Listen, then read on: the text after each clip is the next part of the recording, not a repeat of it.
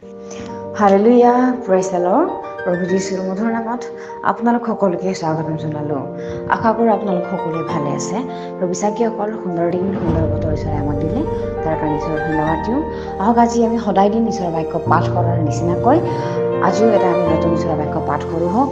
আজি বাক্য আমি লৈছোঁ গীতমালা 41 অধ্যায়ৰ 3 পদ। এটা সুন্দৰ ঈশ্বৰৰ বাক্যই আমাৰ কাৰণে কৈছে, তেওঁ নৰিয়া হৈ শয্যাত পৰি থাকিলে যিহোৱাই তেওঁক সহায় কৰিব, তেওঁ নৰিয়া পৰাত তুমি তেওঁক সম্পূৰ্ণকৈ সুস্থ কৰিলা। Hallelujah, praise the lord. এটা যিটো ডায়েৰীৰে লিখিছে, আমি যদি ইয়াত সম্পূৰ্ণকৈ পঢ়োঁ তেতিয়াহ'লে আমি ভালকৈ বুজি পাওঁ। ইয়াতে কৈ আছে যে তেওঁ নৰিয়া হৈ শয্যাত পৰি থাকিলে যিহোৱাই তেওঁক সহায় কৰিব। কাক সহায় কৰিব? ইয়াতে যে তেওঁক বুলি কৈছে, কাক সহায় কৰিব? ইয়াতে আমি ওপৰৰ 1 পদৰ পৰা যদি আমি পঢ়োঁ তেনেহ'লে ইয়াতে কৈ আছে, যিজনে দৰিদ্ৰলৈ চিন্তা কৰে তেওঁ ধন্য বুলি কৈছে, যিহোৱাই তেওঁক সংকটৰ কালত উদ্ধাৰ কৰিব। আৰু 2 পদত কৈছে, যিহোৱাই তেওঁক ৰক্ষা কৰি জীয়াই ৰাখিব, তেওঁ দেশত আশীৰ্বাদ পাব, তুমি তেওঁক শত্ৰুবোৰৰ ইচ্ছাত সমৰ্পণ নকৰিবা। যিবিলাকে দৰিদ্ৰলৈ চিন্তা কৰে, যিবিলাকে অনাথবিলাকৰ কাৰণে চিন্তা কৰে, যিবিলাকে দুখীয়াবিলাকৰ কাৰণে চিন্তা কৰে, সেই মানুহজনহে কি বুলি কৈছে 3 পদত, তেওঁ নৰিয়া হৈ শয্যাত পৰি থাকিলে যিহোৱাই তেওঁক সহায় কৰিব কৈছে। যিবিলাকে আনৰ কাৰণে চিন্তা কৰে, যিহোৱাই তেওঁৰ কাৰণে চিন্তা কৰে। হালেলুয়া। আমি যদি বেলেগবিলাকৰ কাৰণে চিন্তা কৰোঁ, দৰিদ্ৰবিলাকৰ কাৰণে চিন্তা কৰোঁ, তেনেহ'লে যিহোৱাই আমাৰ কাৰণে চিন্তা কৰে। আমেন। আমি বিশেষকৈ বেলেগৰ কাৰণে প্ৰাৰ্থনা কৰা উচিত।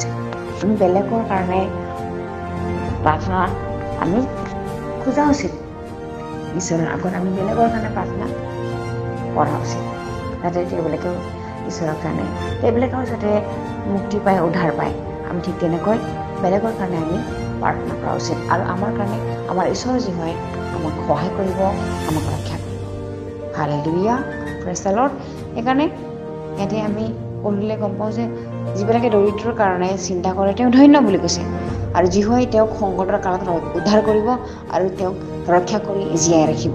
আৰু যি দেশত তেওঁ আছে সেই দেশত তেওঁ আশীৰ্বাদ পাব, আৰু শত্ৰুবোৰৰ হাতত ঈশ্বৰে তেওঁক উধাই নিদিয়ে বেয়াকৈ কৈছে। সেইকাৰণে আমি দৰিদ্ৰবিলাকৰ কাৰণে চিন্তা কৰিব লাগে।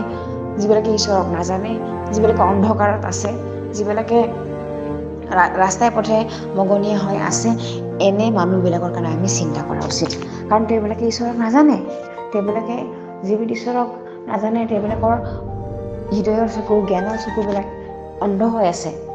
সেইকাৰণে আমি তেওঁবিলাকক আমি সহায় কৰিব লাগে, যিবিলাকৰ ঘৰ বাৰী নাই, খাবলৈ নাই, পিন্ধিবলৈ নাই।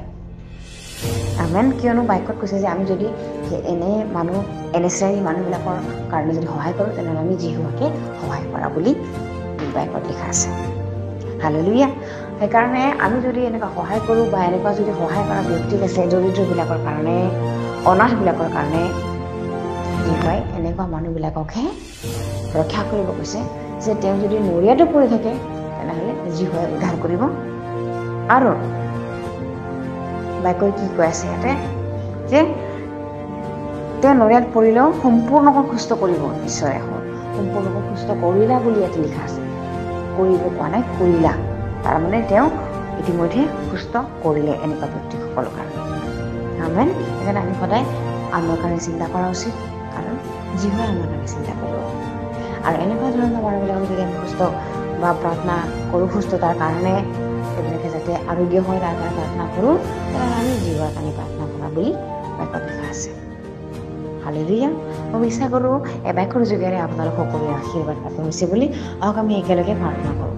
ধন্যবাদ প্ৰভু, তুমি দয়ালু ঈশ্বৰ, ভালুকালু ঈশ্বৰ, তোমাৰ তুলনা ঈশ্বৰ নাই। প্ৰভু তুমি মহান ঈশ্বৰ। প্ৰভু তোমাৰ দয়া চিৰকাললৈকে থাকে।